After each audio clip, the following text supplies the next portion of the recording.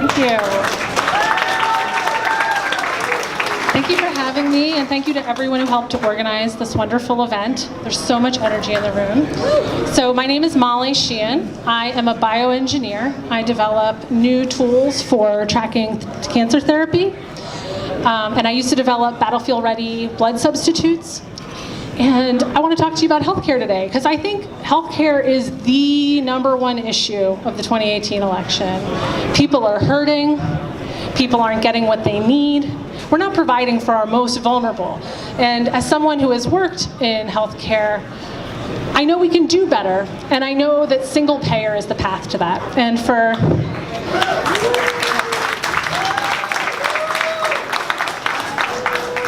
And I'm not going to go through all the details of my plan, but at the front table, I have my path to single payer with bullets. If you'd like to learn more, you can also feel free to email me, and we'll put it up on the website if you want to hear all the details about how I think we can roll out single payer in a way that works for everybody. But I'm going to talk about parts of it today. So I'm really glad that people are getting behind single payer. They're getting on Bernie's plan, they were getting on the Conyers plan. I'm glad a few of the people in this primary are also backing single payer now. And who here thinks that healthcare is a human right? So I'm not going to use too many of my minutes right now talking about the why. I will say single payer healthcare is one of the few things that should be really easy for us to get behind as Democrats. Sometimes we want programs to help people that cost a lot of money, but in this case, it is both the fiscally responsible thing to do and the humane thing to do. And so we should all be on board with it. The government currently spends 64% of what makes payouts on 64% of all healthcare costs. That's if you include the lost revenue from employer subsidies to healthcare and the subsidies for the ACA. So we're already paying 64%, and we're paying it to a bloated system that's all about profit. And we have these great providers trying to provide care here. We have great scientists developing new care. And where's the disconnect where we can't afford the things our tax dollars are paying for? Why is it that we pay money for NIH research to develop a drug that then you can't afford? Yeah. Why is that? And as someone who works in diagnostic and drug therapeutics, I can tell you the people developing them, both on the corporate level and on the academic level, are good people working hard to help people. There isn't like an us versus them. The problem is a breakdown. It's a breakdown of lobbyists. It's a breakdown of corporate finance. And I challenge everyone to look at all of our campaign finance reports and say who's getting what money from where. And if anyone, yes, so you should look at them. And if someone's getting money from Aetna or Humana, that they're probably not really doing the things that need to happen for single payer that might put those people out of business. They're probably not really working for you if insurance companies or corporate structures are supporting their campaign.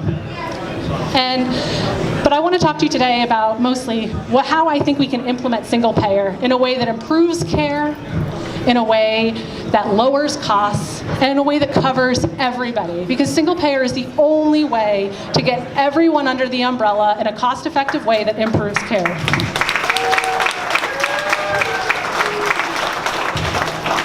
So I think you'll see on my plan, if you look at it, I have a 3-stage rollout that I think is reasonable for this. And I think a lot of the things we need to do to fix our system are structural and can actually get bipartisan support. And I think that's one of the things we need to ask about our candidates for this race is, realistically, even if we got the majority of the House, we have to get bills through the Senate in 2018. And what can we get through to help people now? People are hurting now. We can't just have all or nothing solutions. We can't just have people that are spitting out the tagline or jumping on a bandwagon. We need to have real innovative thoughts about what can we get through now to help people, because reforming 1/6 of the economy is gonna take some time, realistically. And there's things that we need to do that will improve care. Things like homogenizing our electronic medical records, which means that when you go to one doctor and then you go to another doctor or end up in an emergency room somewhere else, they have access to your medical records. Someone goes to an ER and they get a drug that some doctor knew they were allergic to, and something that could have been 4 hours turns into a month. And this is where the fiscally responsible and humane thing are the same thing. And this is something we should be able to get bipartisan support behind and pass now. We also need patent reform. So those drugs that you do pay for the development of, those medical devices, those diagnostics, that the taxpayers actually see the benefit of it. We need patent reform so that we don't end up with corporations owning all of these things and not paying anything back to the government agencies that paid for their initial development. And I'm happy to talk to people more about this later, because patent reform, I know, is not the best topic for everyone in a 7-minute speech. But I have a lot of, this is where I work. I have my own patent applications, and I understand the hurdles that face, where the breakdown is, and how we can have smaller companies and increasing competition, increasing innovation, making sure that there's good jobs for people around here in both the corporate and the academic sector, developing technologies that'll lower healthcare costs. And we need to make sure also that one of the things about patent reform is we also need to break down the people make these tweaks on their drugs and renew their patent so that we have more generic access. And as it comes to drugs, we can lower drug prices now. We need to negotiate drug prices for Medicare and all the government health plans. Yeah. We need to ban drug advertising. And we need to ban incentives to physicians for prescribing brand name drugs. No doctor should get a bonus for not giving the generic. Yeah. And these are things we should be able to do now with bipartisan support. They're fiscally responsible things to do. And they'll open up plenty of money to immediately lower the age of Medicare to 55, which will also help the job market by letting people retire when they want to. It'll help people I meet so many people here that want to retire and do their kids' childcare. It helps all of us. It helps people be more active in the workforce. It helps younger people find jobs who want to be working. And we should also bring everyone in under the age of 18 immediately. We also need Medicare to cover dental and vision. I don't know how anyone can justify saying teeth aren't part of your medical expenses. They're clearly tied to your body, right? Yeah. And then we need, I personally think we next need to move to a public option. We need that by creating a public option, it'll allow us to put up things like political firewalls, which are necessary to make sure that the same misogynists that are saying pregnancy is a pre-existing condition are not deciding what is covered on our health plan.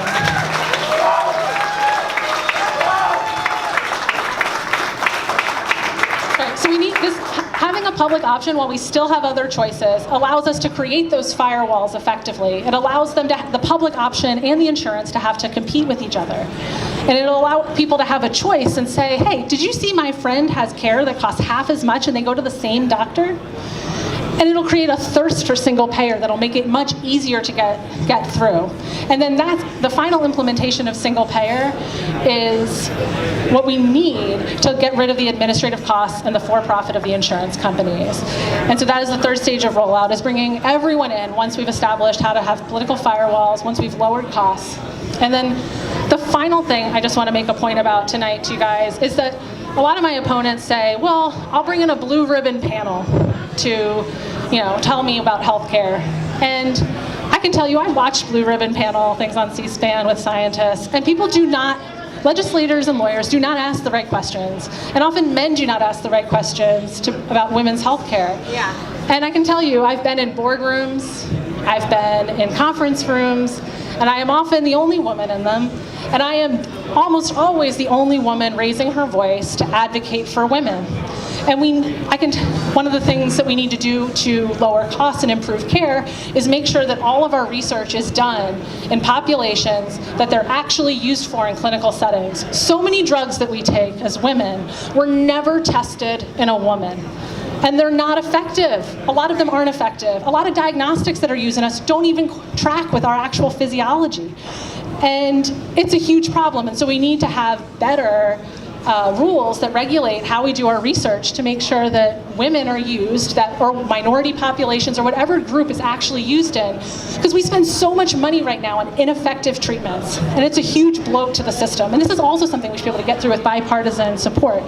But But it's why it's so critical to have people like me at the room to speak up and ask the right questions and propose the right policy that makes sure that our health care is working for everyone, that it's not just health insurance with the status quo for everybody, that it's actually a health system that's built for every single person.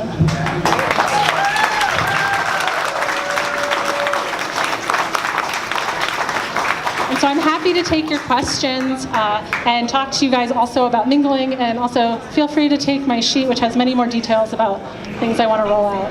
It's up front. All right, thank you, Molly. We do have one question for Molly ready. So, but I think, thank you so much for your comment. It's not a healthcare question, it's sort of an overall question. So, what is your plan to promote and be proud of a progressive agenda? And the person writes media, etc. So, what is your plan to promote and be proud of a progressive agenda? Progressivism is the only way we're going to win this seat. It's the only way we are going to, it's the only way we are going to be able to give people actual programs that work for them. And it can't just be a tagline progressivism. It can't be the bandwagon. And so our media is going to be more substantive. I mean, we'll give people pieces that are shorter, and then we'll also follow up with policy pieces like we're doing tonight. That's the plan. We want you to know that I'm thinking about it, I'm thoughtful, I'm putting my thoughts into it. I'm making sure that every piece of progressivism we do is fiscally responsible and investing in the American people. I'm going to be careful with tax money. And I think that's where a lot of people get tripped up when they talk about progressivism, is when you're a tagline progressive, it's not fiscally responsible because you can't tell people where the tax money's going. And that's not what I'm doing. I'm going to have thoughtful plans. I'll be able to answer people's questions about where the money's going. I can tell you how I'll pay for my health care plan. I can tell you why it'll actually be cheaper than what we're doing now. And that's how you get people on board with progressivism. It's by being thoughtful, not just having taglines. Great. Wow, thank you, Molly. That's wonderful. Thank you. Appreciate that.